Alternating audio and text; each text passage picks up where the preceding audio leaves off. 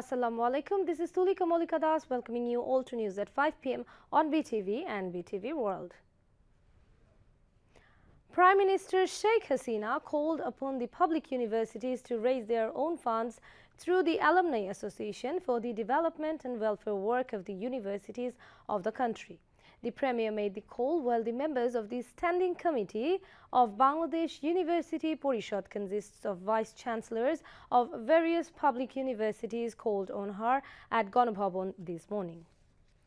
After the meeting, Deputy Press Secretary to the Prime Minister K.M. Shaukat Moon briefed the reporters. The Prime Minister said that university students should be involved in sports, cultural and creative activities in addition to studies so that they stay away from terrorism and militancy. For this purpose, Sheikh Hasina urged to take the initiative to start the inter-university sports competition again. She mentioned that her government has given importance to development of education and research as well as skill development. Prime Minister Sheikh Hasina expressed her determination to build a developed, prosperous and smart Bangladesh in 2041 by maintaining this continuity of development.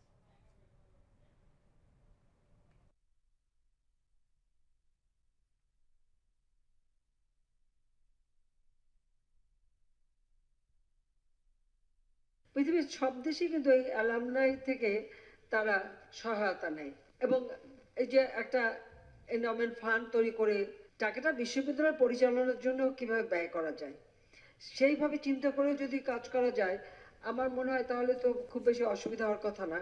আর বিভিন্ন অঞ্চলভিত্তিক যে বিশ্ববিদ্যালয়গুলি করে দিয়েছি সেখানেও ওখানে স্থানীয় যারা প্রতিনিধি জনপ্রতিনিধিরা আছে ব্যবসায়ী সম্প্রদায় আছে সকলকে যদি একটু সম্প্রদায় আছে সকলকে যদি একটু সম্পৃক্ত করে রাখা যায় তো প্রত্যেকেই তো এখন অনেকেই নানা রকম সাহায্য মানুষকে করে ব্যবসায়ীরা করে তো তারা সেখানে কিছু সহযোগিতা করতে পারে কাজে এখানে আমার মনে হয় বিশ্ববিদ্যালয়গুলির তরফ থেকে যদি একটা উদ্যোগ হয় যে না আমার নিজের বিশ্ববিদ্যালয় চালানোর জন্য আমি একটা ফান্ড তৈরি করব এবং সেইভাবে আমরা কিছু কাজ করব তো সেটা যদি করতে পারেন তাহলে কিন্তু অনেকটা বিশ্ববিদ্যালয় নিজের পায়ে দাঁড়াতে পারে আজকে আমরা উন্নয়নশীল দেশের মর্যাদা পেয়েছি কিন্তু এখন উন্নয়নশীল দেশ থেকে এটাও কার্যকর আমরা 2টা বছর সময় নিতে বাধ্য হয়েছি করোনা কালীন যে অতিমারির জন্য এখন তো আরো সমস্যার সৃষ্টি হলো রাশিয়া ইউক্রেন যুদ্ধে তবুও 26 সালের মধ্যে আমরা আমাদের উন্নয়নশীল দেশ হিসেবে আমাদের যাত্রা শুরু হবে তো সেই যাত্রা থেকে নিয়ে আমরা 2041 সালের মধ্যে আমরা উন্নত দেশ হিসেবে গড়ে উঠব সেই হিসেবটা নিয়েছি এখন এই চতুর্থ শিল্প বিপ্লবের যে আগমনটা বার্তাটা আমরা পাচ্ছি আমাদের এখন থেকে যদি আমাদের জনশক্তি সেইভাবে যদি আমরা দক্ষ জনশক্তি হিসেবে গড়ে না তুলতে পারি তাহলে ওই জায়গাটা আমরা ধরতে পারবো না কাজে সেইভাবে মাথায় রেখে আমরা কাজ করে যাচ্ছি Education Minister Dr. Deepu Moni and Deputy Minister Mohibul Hassan Chaudhary were present at the event. Principal Secretary Muhammad Tofazil Hossain Mia moderated the program.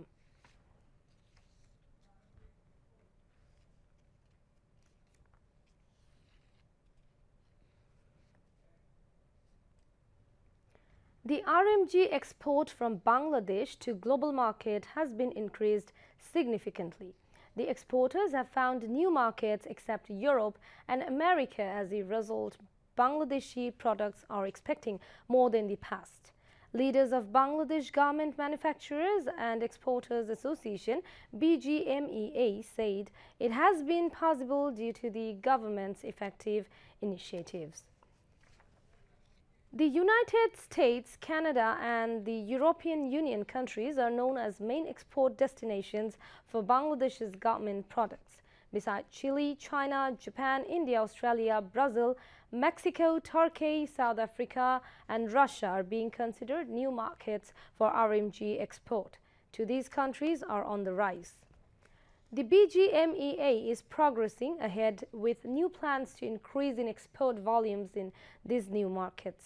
According to the BGMEA, Bangladesh exported garment products to different countries worth $45,709 million in 2022.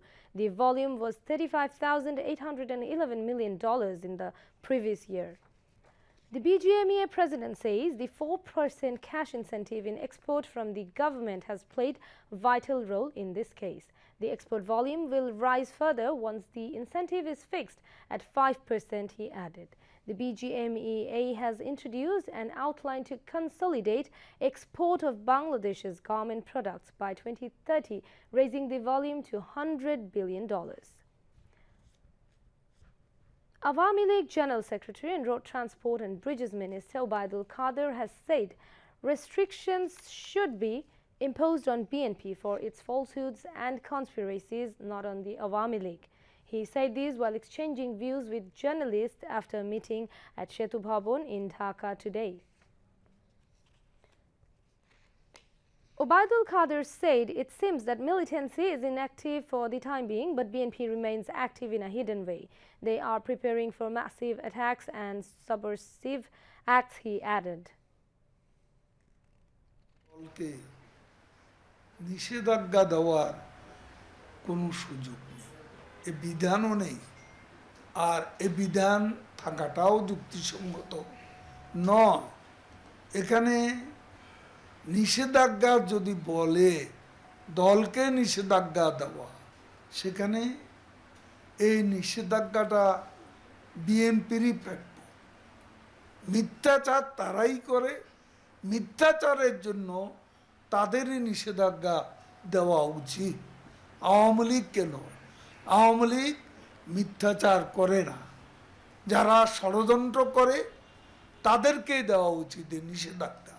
Canada federal আদালত সন্ত্রাসী সংগঠন হিসেবে বিএনপির বিরুদ্ধে রায় দিয়েছে।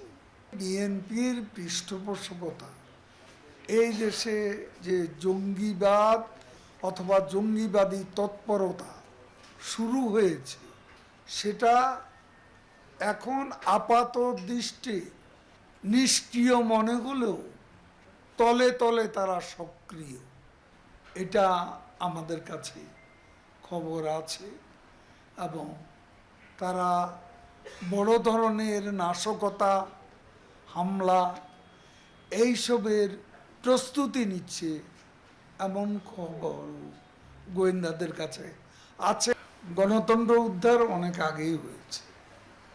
গণতন্ত্রকে শৃঙ্খল মুক্ত করার সংগ্রামে আমাদের নেতৃত্ব দিয়েছেন, তিনি অগ্রভাগে ছিলেন জননেত্রী শেখ হাসিনা। গণতন্ত্র নতুন করে উদ্ধার করার কোনো প্রয়োজন নেই। তারা নিজেরা গণতন্ত্র কতটা গণতন্ত্রে বিশ্বাস করেন সেটা হচ্ছে প্রশ্ন। Earlier, Bangladesh Bridges Authority held a board meeting. A decision was taken that only the president of the country will enjoy toll-free movement on all bridges, including the Podda Setu. Home Minister Asaduzzaman Khan Kamal has said the government is not oppressing the opposition parties politically by any means. He said all political parties, including BNP, are getting a chance to hold their political programs freely. The Home Minister made the remarks after attending a conference and discussion marking the 31st founding anniversary of Ekatturer Ghatok Dalal Nirmul Committee in the capital today. Ekatturer Ghatok Dalal Nirmul Committee President Shahriar Kabir presided over the function.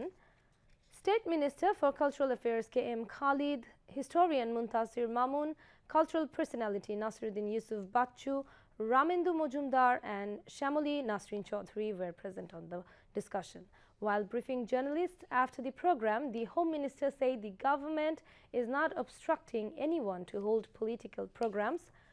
He, however, said that law enforcement agencies take necessary measures to avert unwanted incidents centering on political programs.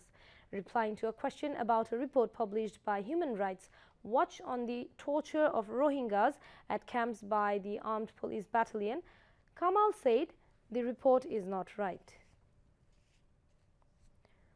The second phase of the Bisho Ijtima will begin from tomorrow on the bank of the river Turag in Tongi, on the outskirts of the capital Dhaka, and conclude on January 22nd through Akhiri Munajat. Already, the devotees from the remote areas of the country are gathering in the Ijtema grounds with the necessary goods. Almost all the preparations of Ijtema have been completed. Bisho Ijtema, the second largest congregation of the world's Muslims after the Holy Hajj, where millions of devotees from home and abroad participate. It has been held of the two phases this year. The first phase of the Bisho Ijtema began last Friday, which has ended on January 15th through the Akhiri Munajat.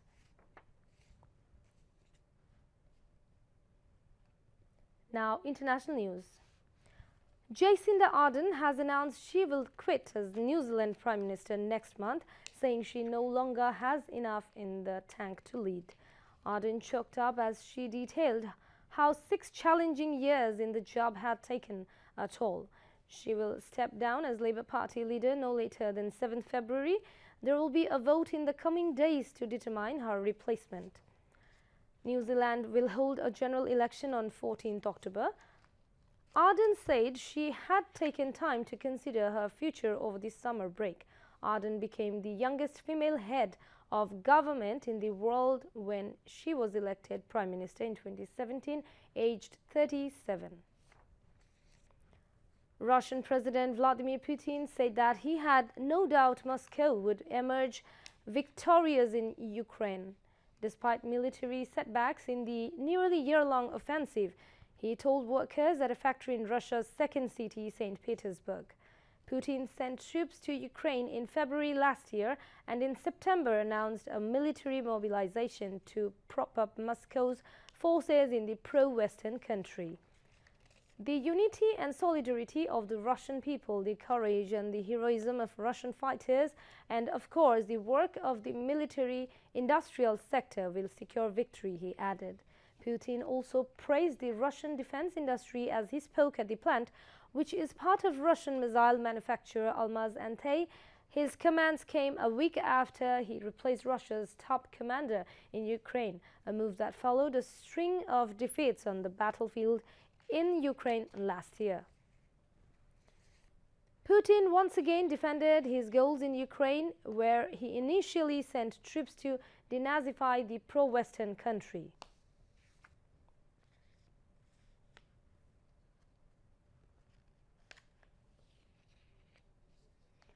In a tragic incident, at least 8 people were killed after an avalanche trapped vehicles outside a highway tunnel in Tibet. The falling snow and ice collapsed at the exit of the tunnel connecting the city of Ningchi in the Tibet's southwest with outlying Midok County on Tuesday evening. Authorities reported Wednesday night the search and rescue mission was ongoing, although it wasn't clear how many people remained missing. A total of 131 rescuers and 28 emergency vehicles were sent to the site, with the central government's Ministry of Emergency Management sending a team to assist.